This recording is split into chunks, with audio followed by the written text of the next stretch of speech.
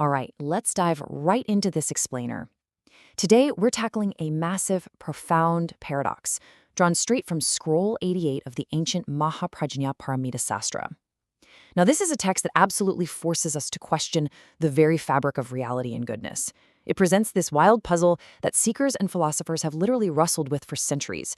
So if you've ever wondered how to find meaning in a universe that sometimes feels, well, completely fleeting and temporary, you are going to find this fascinating.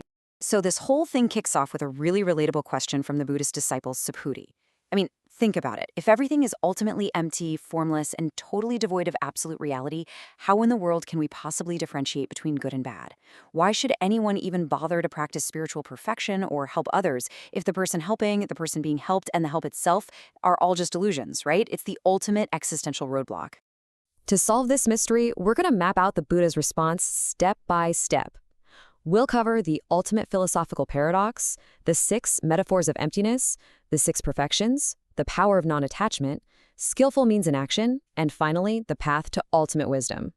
Okay, starting us off with section 1, the ultimate philosophical paradox and Subhuti's confusion. Moving right along to section 2, these 6 metaphors of emptiness. Deconstructing reality. To untangle Subhuti's confusion, the Buddha basically deconstructs our everyday reality using these 6 incredibly vivid metaphors. He says the 5 aggregates of our existence are like a dream, an echo, a shadow, a mirage, an illusion, or a magical creation. You know, they appear to our senses, sure, and we definitely experience them. But if you try to grab an echo or hold onto a mirage, there's absolutely nothing solid there. The text is emphasizing that these phenomena completely lack any independent reality or self-nature. They exist, yeah, but not in the permanent, solid way we constantly assume they do. They're just conditionally created, kind of like a magical illusion. Which brings us to section 3, the 6 perfections, acting within the illusion. Now, you might think realizing life is just a dream would lead to total apathy, right? Like, why bother? But the Buddha says the exact opposite. We actually have to rigorously practice the 6 perfections. Let's look at one of them in action.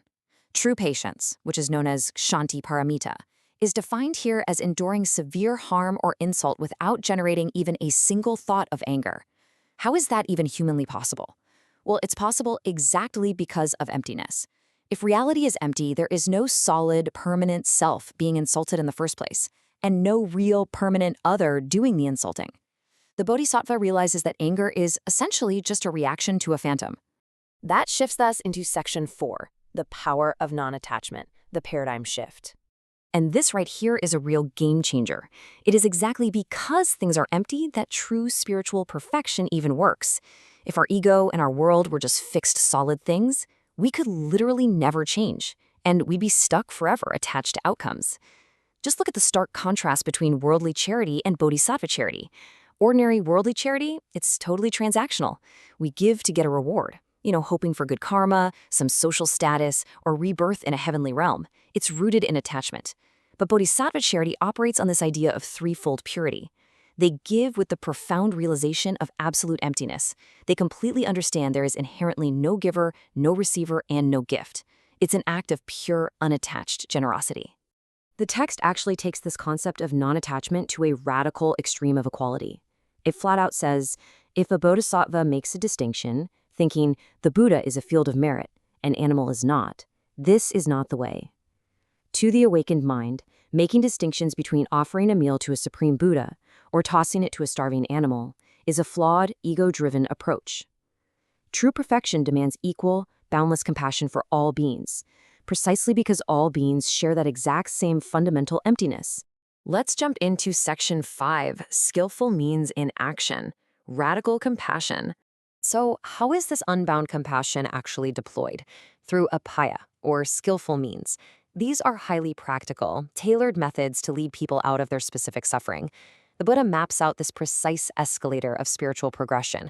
I mean, you can't just preach emptiness to someone who's literally starving, right? So, step 1, you use material charity to pull beings away from immediate suffering and greed. Once they're physically secure, step 2 is teaching morality to help them secure a better foundation.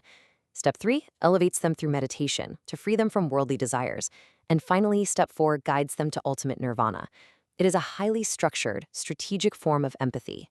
And to actually pull those steps off, bodhisattvas use 4 specific methods to draw sentient beings in. They use giving, which means both material wealth and spiritual truth.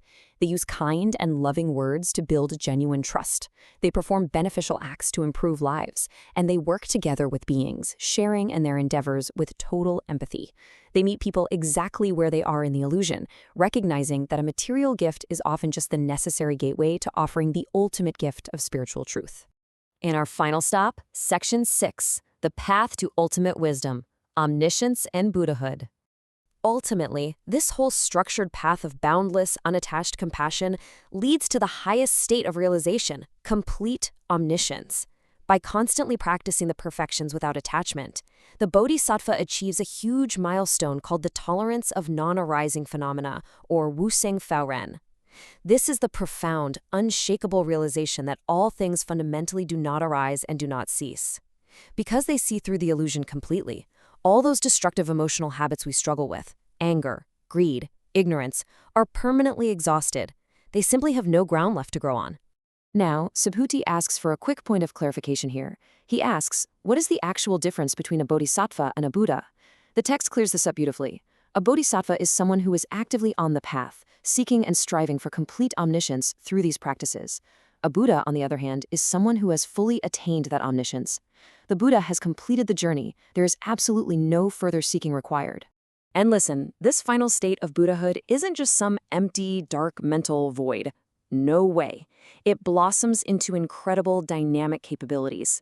The text lists the fruits of this ultimate wisdom, including the 10 powers of the Buddha, the 4 fearlessnesses, the 32 physical marks of a great being, and the ability to manifest across endless realms. But remember the core lesson here. All of these magnificent traits are utilized purely as skillful tools to liberate others from the illusion. They aren't for the ego. They are entirely for service. Which leaves us with this final, truly provocative thought to take away from our explainer today.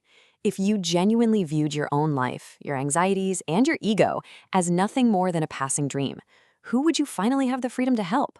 By recognizing our own attachments as an illusion, we don't fall into despair. Instead, according to the Mahaprajnaparamita Shastra, we actually unlock this boundless energy and radical compassion to truly change the world. Definitely something to think about.